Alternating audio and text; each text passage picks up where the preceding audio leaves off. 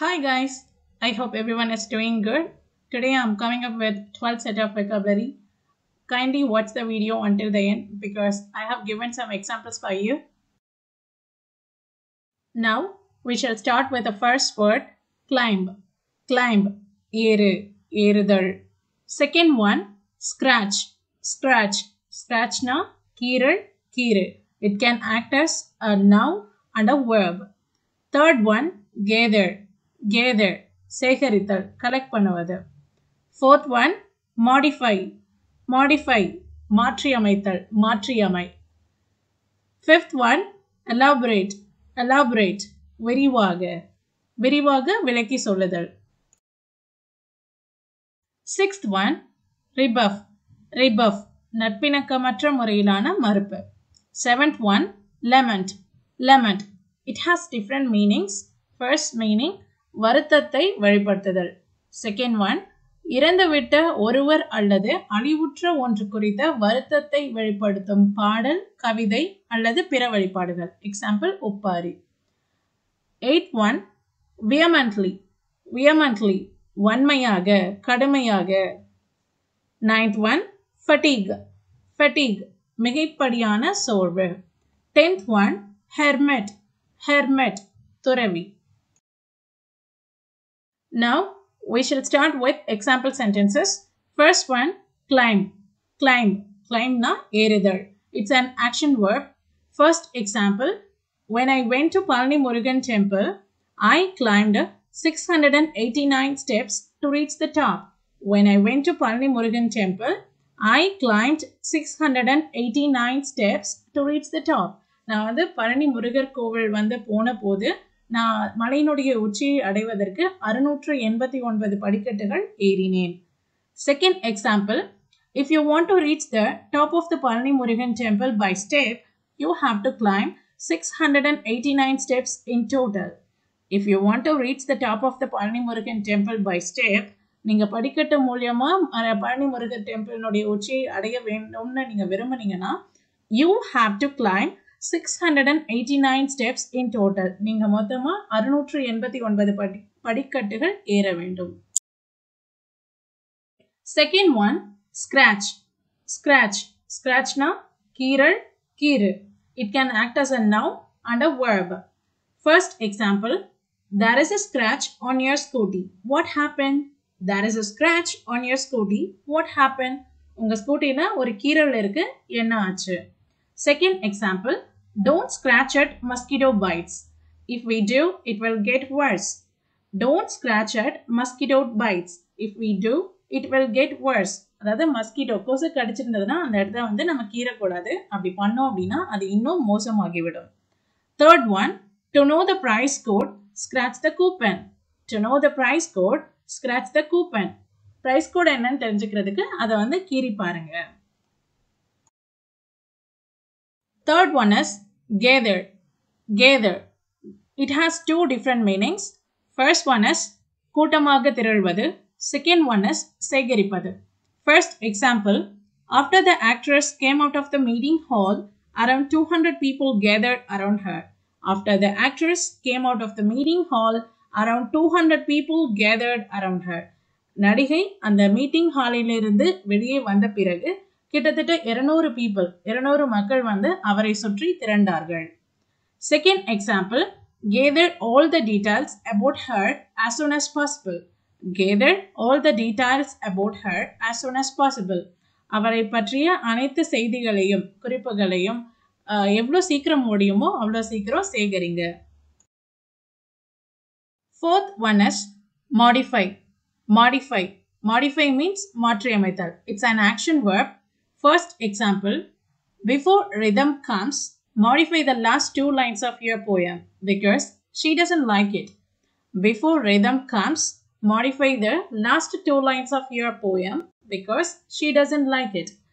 rhythm வருவதற்கு முன் உங்களோட கவிதையில் இருக்கக்கூடிய கடைசி 2 வரிகளை வந்து மாற்றி அமைங்க because அவளுக்கு இது பிடிக்கல. Second example, can you modify his appearance? Can you modify his appearance? அவருடைய தோற்றத்தை நீங்க கொஞ்சம் மாற்றி அமைக்க முடியுமா? Fifth one, elaborate. Elaborate, It means விரிவாக விளக்கி சொல்லுதல். First example, can you elaborate on your idea?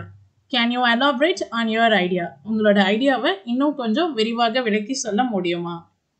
Second example, don't elaborate on your personal life problems to anyone easily. Don't elaborate on your personal life problems to anyone easily. உங்களுடைய சொந்த வாழ்க்கை பிரச்சனைகளை பற்றி நீங்க யார்கிட்டையும் அவ்வளவு சுலபமாக விரிவாக விளக்கி சொல்லாதீங்க. Sixth one, rebuff. Rebuff, நட்பிணக்கமற்ற முறையிலான மறுப்பு. First example, the people showed their rebuff against bribery. The people showed their rebuff against bribery. Bribery na லஞ்சம் கொடுப்பது. மக்கள் லஞ்சம் கொடுப்பதற்கு எதிராக தங்களுடைய மறுப்பை வெளிப்படுத்தினார்கள். Second example, I expressed my rebuff against misleading vote count. I expressed my rebuff against misleading vote count. அதாவது தவறான வாக்கு எண்ணிக்கைக்கு எதிராக என்னுடைய மறுப்பை நான் வெளிப்படுத்தினேன். Seventh one, lament. Lament. It has two different meanings. One is இறந்தவர்களுக்கான வருத்தத்தை தெரிவிக்கும் விதமான பாட்டு, கவிதை. Another meaning is புலம்புதல். So, it can act as a noun and a verb too. First example, it's a lament song. I have heard this song already. It's a lament song. I have heard this song already. இது ஒரு வருத்தத்தை தெரிவிக்கும் விதமான பாட்டு. இந்த பாட்டை நான் ஏற்கனவே கேட்டிருக்கிறேன். Here, lament is a noun. Second example, a fruit seller daily laments that no one buys fruits without bargaining. A fruit seller daily laments that no one buys fruits without bargaining. ஒரு பழம் விற்பவர் வந்து daily புலம்புறாரு. என்னென்ன புலம்புறாருன்னா, யாருமே fruits பழங்களை வந்து பேரம் பேசாம வாங்க மாட்டேங்கிறாங்க அப்படின்னு புலம்புறாரு. Third example, my dad laments that my brother doesn't go to work. My dad laments that my brother doesn't go to work. என்னோட பிரதர் வந்து ஒர்க்குக்கு போக மாட்டேங்கிறாங்க அப்படின்னு என்னோட அப்பா வந்து புலம்புறாரு. 8th one, vehemently. Vehemently, கடுமையாக, வன்மையாக. It's an adverb. Example sentence, once in the Nia Nana show, when a village guy said that marrying 2 or 3 women is glory for men, the show host Mr. Gopinath vehemently opposed and condemned it. Once, அதாவது ஒரு தடவை நியா நானா ஷோல ஒரு village கை வந்துட்டு 2 அல்லது 3 பெண்களை வந்து திருமணம் செய்வது ஆண்களுக்கான பெருமை அப்படின்னு சொல்லும் பொழுது அந்த ஷோவினுடைய தொகுப்பாளர் மிஸ்டர் கோபிநாத் வந்து அதை வன்மையாக கண்டித்தார், எதிர்த்தார். 9th one, fatigue. Fatigue, மிகைப்படியான சோர்வு. Example sentence, do you know, fatigue is a feeling of tiredness or lack of energy. During typhoid, I suffered from fatigue. Fatigue is a feeling of tiredness or lack of energy. Fatigueங்கிறது வந்து மிகைப்படியான ஒரு சோர்வு, சோர்வா இருக்கக்கூடிய ஒரு உணர்வு, R சுத்தமா எனர்ஜியே இல்லாம இருக்கிறது. During typhoid, typhoid நோயின் போது I suffered from fatigue. நான் வந்து மிகைப்படியான சோர்வினால் அவதிப்பட்டேன். 10th one, hermit. Hermit. It means துறவி. Example sentence, hermit means a person who prefers to live alone without contact with other people. During the trekking to the Himalayas, I saw many hermits. Hermit, அதாவது துறவிங்கிற ஒரு person வந்து மற்ற மக்களோட தொடர்பு கொள்ளாமல் தனிமையில் வாழ விரும்பும் ஒரு நபர். அவரை தான் நம்ம துறவின்னு சொல்வோம். During the trekking to the Himalayas, இமயமலைக்கு நான் ஒரு நீண்ட பயணம் சென்ற போது I saw many hermits. நான் நிறைய துறவிகளை வந்து பார்த்தேன். That's it guys. With this we shall wind up. I hope it will be useful for you. If you like this video, kindly give a thumbs up and subscribe to my channel for more videos. Thank you all.